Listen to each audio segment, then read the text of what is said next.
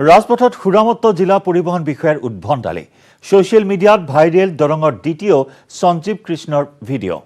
কৰ্তব্যৰত অৱস্থাতে কৰ্মচাৰীকো অশ্লীল শব্দৰে গালিগালাজ পৰিবহণ বিষয়াগৰাকীৰ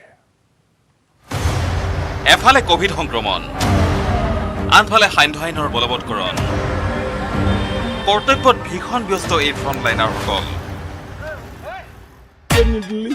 কোনটো বস্তু স্যাৰ ওই বলা ওই নকুল বলা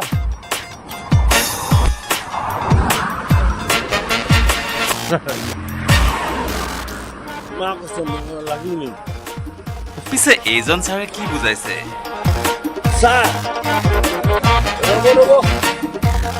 ছাৰৰ আচৰণ কথা বাৰ্তাৰ মাত্ৰ ঝলক দেখিলেই গম পাব এইজন বহুত ওপৰৰ ছাৰে দেখুৱাইছে সমৰ কলা ছাৰে বুজাইছে প্ৰশাসনৰ কাম কাজ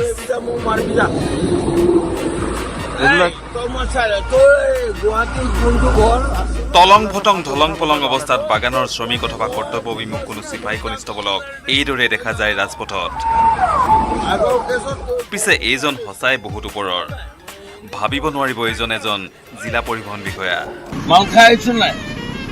আচ্ছা যাক মাল খাই আহিছো নাই নাখাই মই কৰিব পাৰো ৰাতিপুৱাৰ পৰা ডিউটি কৰিম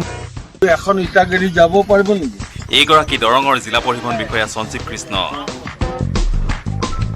কৰ্তব্যৰত অৱস্থাত সুৰাপান কৰি আৰক্ষীক দিলে চেলেঞ্জ নিদিলি কোনটো বস্তু স্যার ওই বলা ওই নকুল বলা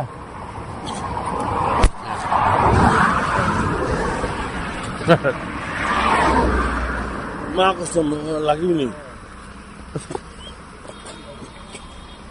চাহ ৰ'ব নাই এইটো হ'ব এইবিলাকৰ কাম নাই মাত ধৰে ক তই শুন মই ইয়াতে থাকো নহয় কৰ্তব্যৰত আৰক্ষীৰ কান্ধত হাত ধৰি কৰিলে অশ্লীল গালিগালাজ